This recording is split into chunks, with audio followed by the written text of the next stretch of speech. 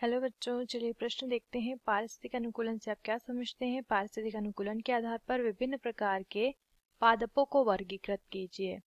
तो आइए जानते हैं हमारे प्रश्न की मुख्य अवधारणा क्या है। आइए जानते हैं। हमें पहले तो पारिस्थितिक अनुकूलन समझाना है। पहले समझेंगे पारिस्थितिक अनुकूलन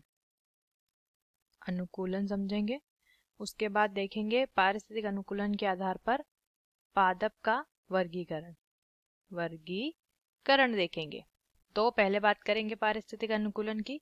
पारिस्थितिक अनुकूलन जो है ये प्राणी के शरीर में, जो प्राणी पारिस्थितिक तंत्र में है, उन प्राणियों के शरीर में आए ऐसे परिवर्तन, इन परिवर्तनों को ही अनुकूलन बोला जाता है। ये परिवर्तन यहाँ पे क्यों होते हैं? ताकि पारिस्थितिक तंत्र की जो जलवायु होती है, यदि उस जलवायु में परिवर्तन होता है तो उस परिवर्तन के लिए उन प्राणियों का शरीर तैयार रहे और उनसे उनके शरीर में किसी प्रकार का नुकसान ना हो। तो जलवायु परिवर्तन से बचने के लिए, अपने शरीर को उस प्रकार की जलवायु में बनाए रखने के लिए प्राणियों के शरीर में कुछ परिवर्तन होते हैं पारिस्थितिक तंत्र के अंदर। इसे पारिस्थितिक अनुकूलन कहा जाता है। अब पारिस्थितिक अनुकूलन के आधार पर अगर पादपों का वर्गीकरण हम देखेंगे, पादपों का वर्गीकरण, तो ये होते हैं 3 प्रकार के पादप। 3 प्रकार के होते हैं। पहला प्रकार यहाँ पे पाया जाता है दोस्तों, उन्हें कहते हैं जलोद्भिद। उन्हें क्या कहते हैं?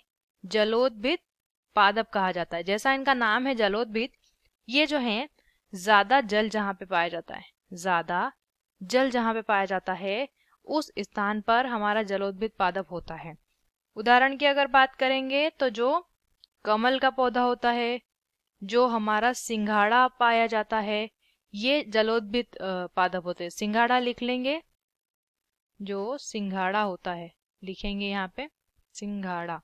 ठीक है। ये बहुत ज्यादा जल, अगर हम ध्यान दें तो कीचड़ या फिर तालाब के अंदर ऐसे पौधे देखने को मिलते हैं। तो जहाँ पे ज्यादा जल भरा होता है, ज्यादा जल पाया जाता है, वहां पे जलोद्भिद पादप होते हैं। उसके लिए इनमें शारीरिक अनुकूलन पाया जाता है। उसके बाद दूसरे पादप होते हैं जिन्हें हम समोद्भिद के नाम से जानते हैं।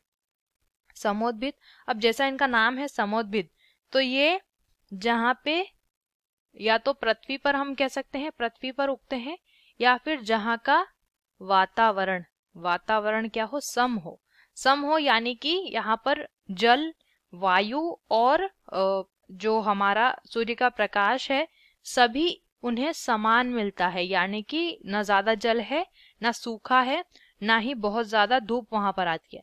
तो ऐसे पौधे समुद्रित पौधे कहलाते हैं, जो कि सामान्यतया हम अपने आसपास देखते हैं। जैसे ये आम का पौधा हो गया, नीम का पौधा हो गया, ये समोद्भिद होते हैं। उसके बाद तीसरे प्रकार की अगर बात करेंगे तो उन्हें कहते हैं मरुद्भिद। उन्हें क्या कहते हैं? मरुद्भिद पादप उन्हें कहते हैं। मरुद्भिद पादप जो कि मरुस्थल में उगते हैं, जो कि मरुस्थलीय कहलाते हैं। मरुस्थलीय इलाके में जो पौधे उगते हैं, अगर मरुस्थलीय इलाके की बात करेंगे तो वहां पे ज्यादा सूखा होता है, यानी कि जल की कमी पाई जाती है। तो जल की कमी से निपटने के लिए भी ये पौधे अपने जो है अपने अंदर पारिस्थितिक अनुकूलन बनाकर वहां पर अपने जीवन को बनाए रखते हैं। इन्हें हम जीरोफाइट के नाम से भी जानते हैं, जैसे कि नागफनी। आशा करते हैं आपको ये उत्तर समझ आया होगा। धन्यवाद।